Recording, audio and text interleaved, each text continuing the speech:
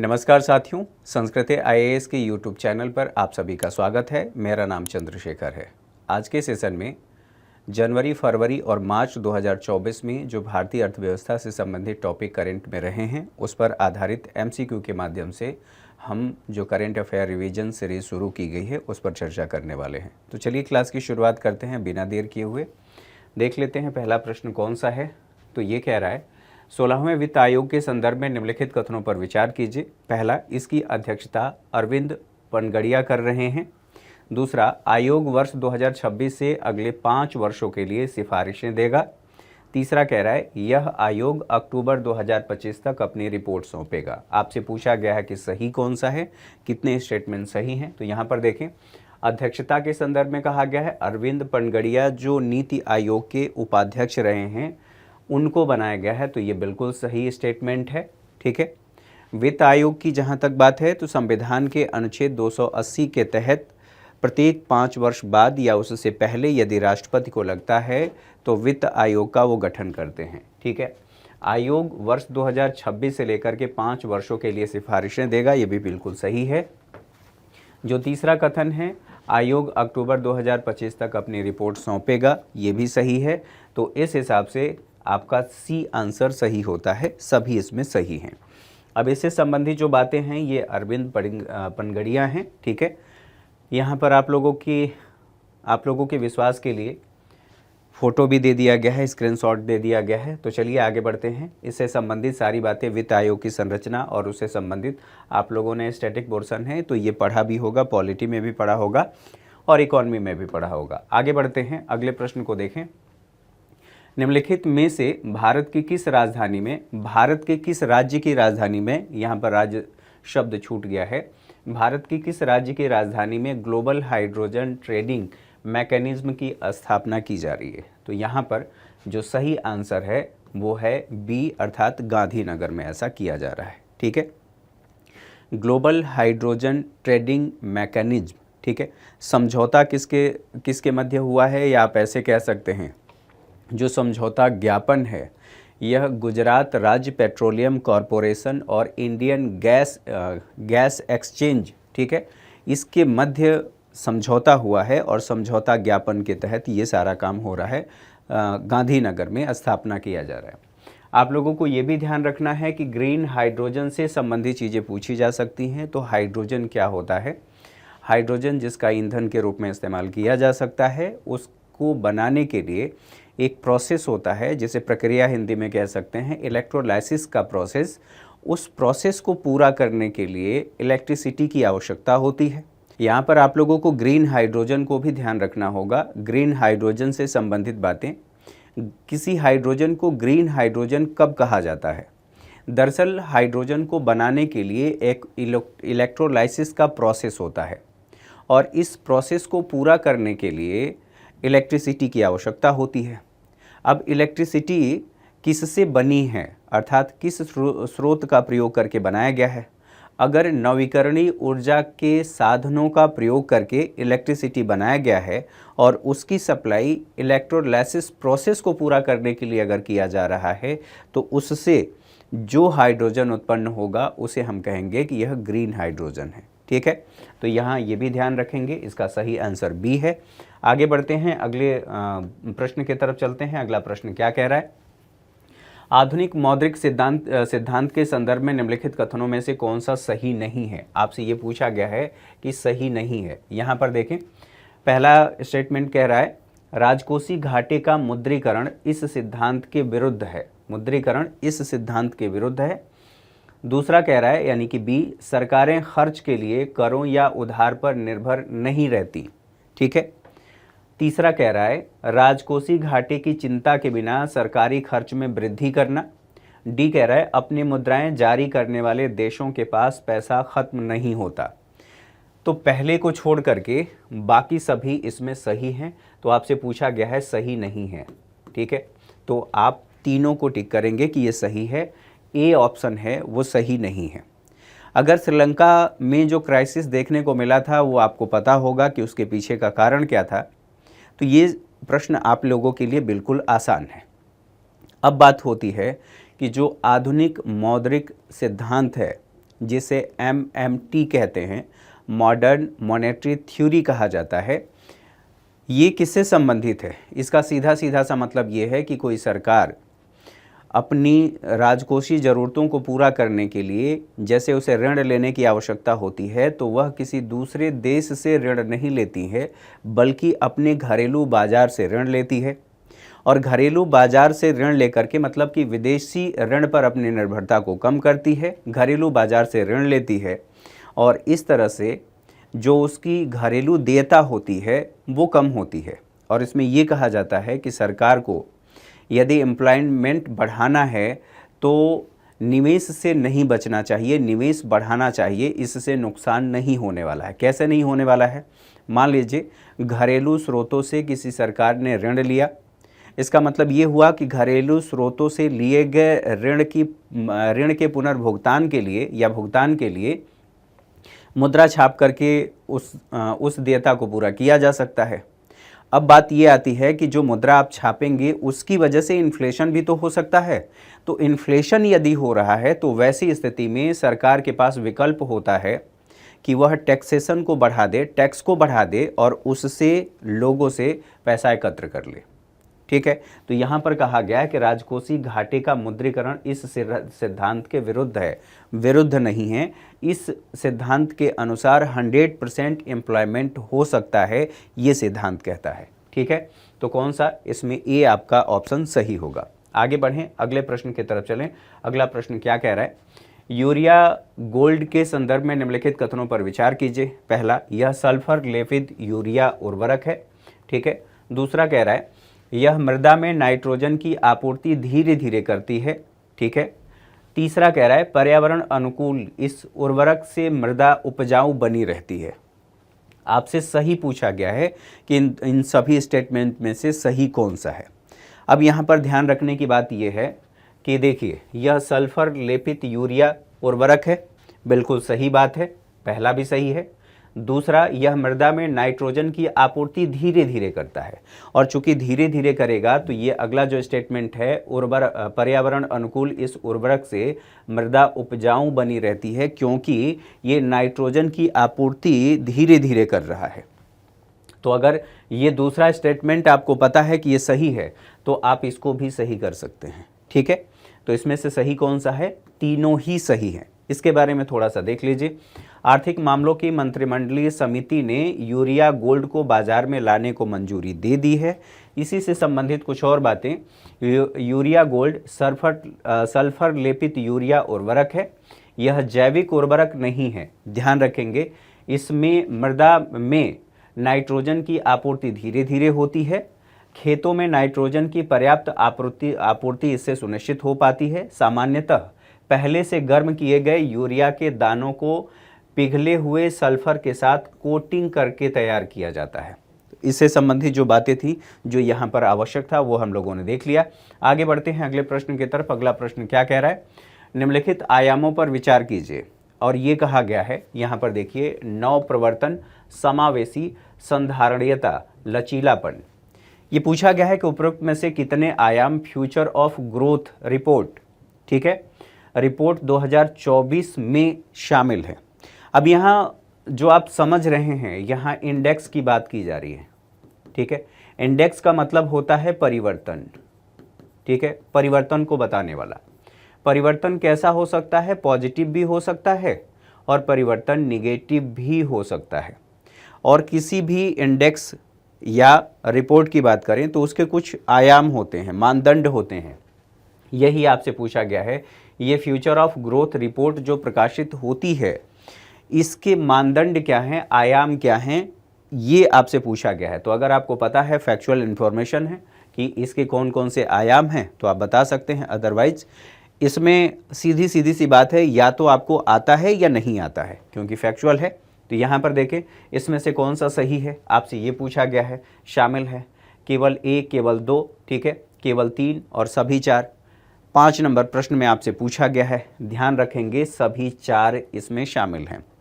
अब इससे संबंधित जो बातें हैं वो ये आप लोगों को ध्यान रखना है कि प्रकाशन इसका कौन करता है, तो विश्व आर्थिक मंच के द्वारा, वर्ल्ड इकोनॉमिक फोरम के द्वारा इसका प्रकाशन किया जाता है। 107 देशों की इसमें रैंकिंग की गई है। इससे संबंधित बातें यहाँ पर देख लीजिए कौन कौन सा है। नव प्रवर्तन, समावेशिता, संधारणीयता और लचीलापन। इसमें जो मापन किया जाता है 0 से लेकर के 100 पैमाने पर किया जाता है। 100 का मतलब ये कहा जा रहा है कि एक आदर्श स्थिति है। ठीक, आगे बढ़ें, अगले प्रश्न को देखें। अगला प्रश्न क्या कह रहा है? संगम डिजिटल ट्वीन पहल के संदर्भ में निम्नलिखित कथनों पर विचार कीजिए। पहला कथन कह रहा है, इस योजना को दूरसंचार विभाग ने शुरू किया है। इसके तहत डिजिटल ट्वीन 5G, 6G आदि प्रौद्योगिकियों का समायोजन करना है। प्रौद्योगिकियों का समायोजन। यह पहल 2 चरणों अन्वेषण और प्रदर्शन में आयोजित होगी। आपसे ये पूछा गया है कि इसमें से सही कौन सा है। सही आपको बताना है, केवल 1, केवल 2, सभी 3 और कोई भी नहीं। तो यहाँ पर देखें, जो संगम डिजिटल ट्वीन पहल, अब ये क्या है? जो संगम डिजिटल पहल है, इसके माध्यम से जो भौतिक परिसंपत्तियां हैं उन परिसंपत्तियों की आभासी प्रकृति बनाकर एक समाधान को प्रस्तुत किया जाएगा। ये बातें कही जा रही हैं कि भौतिक परिसंपत्तियों का जब एक आभासी प्रकृति बना लिया जाएगा तो उससे समाधान बेहतर हो सकता है। किसके संदर्भ में? यहाँ पर ध्यान रखिए कि सभी तीनों सही हैं। इससे संबंधित व्याख्या को देख लें ताकि और आप लोगों को क्लियरिटी हो जाए। दूरसंचार विभाग ने संगम डिजिटल ट्वीन पहल शुरू की है। यह दूरसंचार अवसंरचना की योजना बनाने और उसके डिज़ाइन में क्रांति लाने में सहायक होगा या क्रांति ला सकता है। ये आप लोगों को ध्यान रखना है। प्रमुख बिंदु क्या है, इसका उद्देश्य क्या है? इंटरनेट ऑफ थिंग्स की बात कर रहा है, आर्टिफिशियल इंटेलिजेंस की बात कर रहा है, 5G, 6G आदि जो प्रौद्योगिकियां हैं उनकी क्षमताओं का समायोजन करना है। साथ ही साथ यह जो पहल है और संरचना से संबंधित सभी हितधारक, जितने भी हितधारक हैं, चाहे वो स्टार्टअप हों या MSME हो या दूरदर्शी विचारक हों, उनको एक प्लेटफॉर्म पर लाने का काम करेगा। तो इससे संबंधित जो बातें थी वो आप लोगों ने देख लिया। इसमें कितने चरण शामिल हैं? तो 2 चरण शामिल है। दोनों के संदर्भ में हम लोगों ने पहले ही क्वेश्चन में चर्चा कर लिया था और इसी आधार पर मैंने कहा था कि यहाँ पर सभी तीनों ही इसमें सही हैं। आगे बढ़ते हैं, अगले प्रश्न को देखते हैं। अगला प्रश्न क्या कह रहा है? राष्ट्रीय उद्यमिता विकास परियोजना के संदर्भ में निम्नलिखित कथनों पर विचार कीजिए। ये क्या कह रहा है? इसे सामाजिक न्याय और अधिकारिता मंत्रालय ने शुरू किया है। तो ये आप लोगों को ध्यान रखना है कि क्या ये यही मंत्रालय है। दूसरा कह रहा है, यह विशेष रूप से PM स्वनिधि योजना के लाभार्थियों के लिए आरंभ किया गया है। PM स्वनिधि जो स्ट्रीट वेंडर हैं उनके लिए शुरू किया गया था। ठीक है, अब स्ट्रीट वेंडर के साथ साथ ये भी ध्यान रखना है उनके कौशल विकास पर भी फोकस किया जा रहा है और कौशल विकास करके उन्हें और अपने क्षेत्र में दक्ष बनाने की बात हो रही है। तो यहाँ पर देखिए और क्या कह रहा है, इसके तहत लाभार्थियों को व्यापक उद्यमिता प्रशिक्षण प्रदान किया जाएगा। बिल्कुल सही बात है, जैसा कि मैंने आपसे कहा कि उन्हें प्रशिक्षण दिया जाएगा, 22 सप्ताह का प्रशिक्षण दिया जाएगा ताकि वो एक उद्यमी बन सके, किसी क्षेत्र विशेष में उद्यमी बन सके। अब ये आपसे पूछा गया है कि इसमें से सही कौन सा है, केवल 1, केवल 2, सभी 3, कोई भी नहीं। यहाँ 7 नंबर प्रश्न आपके सामने है। अगर आप लोगों ने पढ़ा है तो बिल्कुल सही आंसर दे सकते हैं, अदरवाइज नहीं दे पाएंगे। इसमें से केवल 2 सही है, ये ध्यान रखेंगे। आपसे मंत्रालय पूछा गया है, तो राष्ट्रीय उद्यमिता विकास मंत्रालय के द्वारा शुरू किया गया है, न कि सामाजिक न्याय और अधिकारिता मंत्रालय के द्वारा इसे शुरू किया गया है। PM स्वनिधि के जो लाभार्थी हैं उनके लिए शुरू किया गया है। जैसा कि मैंने पहले कहा, 22 सप्ताह तक प्रशिक्षण दिया जाएगा और प्रशिक्षण की सबसे महत्वपूर्ण बात यह है कि जो बातें सैद्धांतिक रूप में मौजूद हैं उनका व्यवहारिक ज्ञान दिया जाएगा, जिससे अपने क्षेत्र विशेष में वो और ज़्यादा दक्ष हो सके और उनके रोजगार के साधन उपलब्ध हो सके। तो इसमें सही कौन सा है? 2, यानी कि 2 और 3 सही है। जो पहला है स्टेटमेंट वो गलत है। आगे बढ़ें, अगले प्रश्न को देखें। अगला प्रश्न क्या कह रहा है? निवेशक सूचना और विश्लेषण मंच के संदर्भ में निम्नलिखित कथनों पर विचार कीजिए। अब यहीं से आप लोगों को कुछ चीज़ें कंफर्म हो जानी चाहिए कि निवेशक सूचना, जो इन्वेस्टर है उसको सूचना प्रदान करने के लिए एक मंच की बात कही जा रही है, विश्लेषण मंच। ठीक है, सूचना उसके पास होगा तो विश्लेषण कर पाएगा। विश्लेषण के संदर्भ में कहा गया है कि निम्नलिखित कथनों पर विचार कीजिए।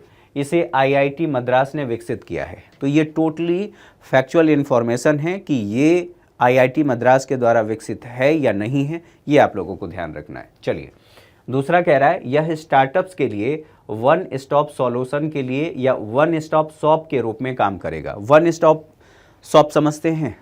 अगर आप लोगों ने सिंगल विंडो पढ़ा होगा या सिंगल विंडो के बारे में जानते हैं, आपको जाति प्रमाण पत्र बनवाना हो, आपको आय प्रमाण पत्र बनवाना हो, आपको निवास प्रमाण पत्र बनवाना हो, तो एक ही विंडो पर जाएंगे, आप फॉर्म भरेंगे और वहाँ पर सब कुछ आपको अवेलेबल हो जाएगा।